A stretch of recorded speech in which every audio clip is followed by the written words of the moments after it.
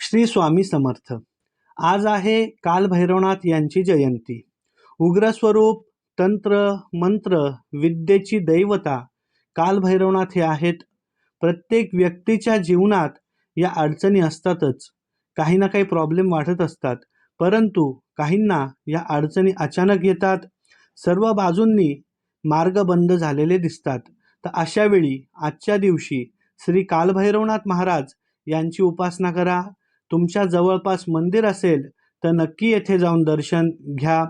आपल्या सिन्नरमध्ये योगायोगाने 14 चौकाच्या वाड्यात व शिवाजीनगर येथे हे मंदिर आहे.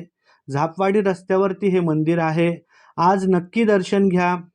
जर तुमच्या गावात मंदिर नसेल तर एखाद्या श्वानाची म्हणजेच कुत्र्याची पूजा करा.